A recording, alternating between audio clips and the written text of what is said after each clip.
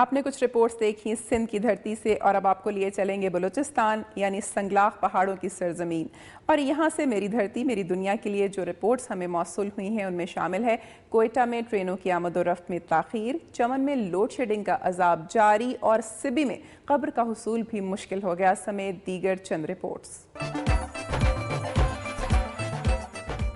Quetta railway station پر مسافروں کو ٹرینوں کی آمد و رفت میں تاخیر کے باعث مشکلات کا سامنا کرنا پڑتا ہے۔ کوئٹہ سے پشاور، راولپنڈی، کراچی اور ملک کے دیگر علاقوں کو روزانہ 4 ٹرینیں جاتی اور آتی ہیں، جن میں کوئٹہ ایکسپریس، جعفر ایکسپریس، چلتن اور بولان میل شامل ہیں۔ ان ٹرینوں میں جہاں ایک جانب بنیادی سہولیات کا فقدان ہے تو وہیں ان کی آمد و رفت میں تاخیر روز کا معمول ہے، جس کی وجہ سے خاص کر دیگر شہروں سے کوئٹہ آنے والے مسافروں کو آج کل شدید سردی میں بہت سی دشواریوں کا سامنا کرنا پڑتا ہے۔ یہ ٹرینیں اپنے مقررہ وقت سے ہر روز 3 سے 5 گھنٹے تک تاخیر سے پہنچتی ہیں، جس کا فائدہ اٹھا کر رکشہ، ٹیکسی اور سوزوکی والے سواریوں سے منہ مانگا کرایہ وصول کرتے ہیں۔ ریلوے حکام کا کہنا ہے کہ ٹرینوں کی آمد و رفت میں تاخیر کی بنیادی وجہ ان کے پاس انجنوں کی کمی ہے، اور جو انجن ان کے پاس موجود ہیں وہ نہایت خستہ حال ہیں، جو آئے روز خراب رہتے ہیں۔ اس صورتحال کے باوجود وہ دستیاب وسائل میں عوام کو سہولت فراہم کر رہے ہیں۔ اکثر ٹرینوں کی آمد و رفت میں تاخیر کے سبب کوئٹہ سے سبی ریلوے اسٹیشن تک مسافر احتجاج کرتے رہتے ہیں۔ ٹرینوں کی بروقت آمد کو یقینی بنا کر نہ صرف مسافروں کا اعتماد بحال کیا جا سکتا ہے بلکہ ریلوے کو منافع بخش ادارہ بنایا جا سکتا ہے۔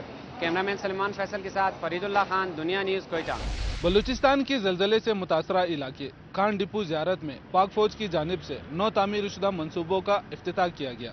اکتوبر 2008 میں زلزلے سے شدید متاثر ہونے والے علاقے زیارت میں تعلیم اور صحت جیسی بنیادی ضروریات کی فراہمی کے لیے پاک فوج کی جانب سے تعمیر ہونے والے اسکول اور بنیادی مرکز صحت کی عمارتوں کا افتتاح کیا گیا۔ صوبائی وزیر صحت عین اللہ شمس نے مرکز صحت، جبکہ صوبائی وزیر زراعت اور وائلڈ لائف مولوی عبدالصمد نے گورنمنٹ بائز ہائی اسکول کی عمارت کا افتتاح کیا اور پاک فوج کی جانب سے مرکز صحت کو فراہم کردہ طبی ساز و سامان، فرنیچر، کمپیوٹر لیبارٹری اور اسٹیشنری کا معائنہ کیا۔ اس موقع پر صوبائی وزراء کو پاک فوج کی جانب سے متاثرہ علاقوں میں مربوط منصوبہ بندی کے تحت 21 اسکولوں، 6 مراکز صحت اور 11 مساجد اور ان کو جانے والے سڑکوں کی تعمیر کے کام کے حوالے سے بریفنگ دی گئی۔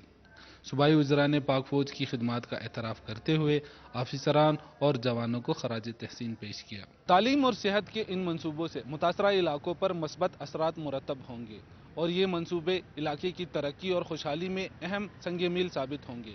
کیمرامین شہزاد خان کے ساتھ محمد جہانگیر، دنیا نیوز، زیارت۔ میں اس وقت چمن وابڑا ہاؤس کے باہر موجود ہوں۔ چمن شہر اور مضافات کے تمام 11 پٹرول پر عرصہ دراز سے بجلی کی طویل اور غیر لائنی لوڈ شیڈنگ کا سلسلہ بدستور جاری ہے۔ یہ لوڈ شیڈنگ روزانہ 14 سے 18 گھنٹے تک ہوتی ہے۔ طویل لوڈ شیڈنگ کی وجہ سے گھریلو صارفین کو سخت مشکلات کا سامنا ہے اور اس کے علاوہ کاروباری زندگی بھی مکمل طور پر مفلوج ہو کر رہ گئی۔ کاروباری حلقوں کا کہنا ہے کہ طویل لوڈ شیڈنگ سے ہمارے چولہے ٹھنڈے ہو گئے ہیں اور اب ہم حیران ہیں کہ بچوں کی پیٹ پالنے کے لیے کیا کریں۔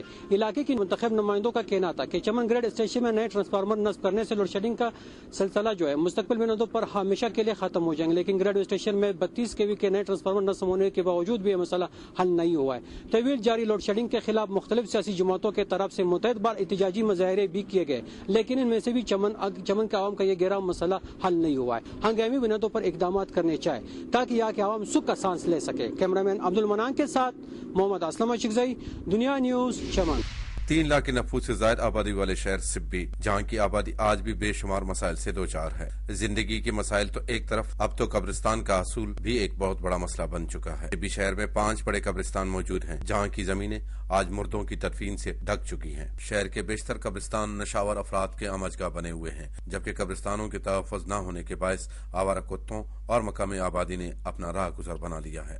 بارشوں کے دوران آبادی کا پانی قبرستان میں دراڑیں پیدا کر کے ان کی ہڈیوں کو بھی بہا لے جاتا ہے۔ شالی کی فصل تیار ہونے کے باوجود حکومت کی جانب سے خریداری مراکز قائم نہیں ہو سکے، زمینداروں اور کاشتکاروں کو مالی مشکلات کا سامنا کرنا پڑ رہا ہے۔ ڈیرہ مراد جمالی کا شمار بلوچستان کے زرخیز علاقوں میں ہوتا ہے۔ یہاں سے سالانہ لاکھوں ٹن دھان کی پیداوار ہوتی ہے، جو کہ صوبے سمیت ملک کی خوراک کی ضروریات کو پورا کرتی ہے۔ ڈیرہ مراد جمالی میں گزشتہ 1 ماہ سے دھان کی فصل تیار ہو چکی ہے اور اوپن مارکیٹ میں پہنچنا شروع ہو گئی ہے، مگر بدقسمتی سے حکومت کے اعلان کے باوجود ڈیرہ مراد جمالی میں دھان کی خریداری کے لیے پاسکو کے مراکز قائم نہیں ہو سکے ہیں، جس کے باعث کاشتکار مجبوراً دھان کو اوپن مارکیٹ میں 400 سے 500 روپے فی من فروخت کر رہے ہیں۔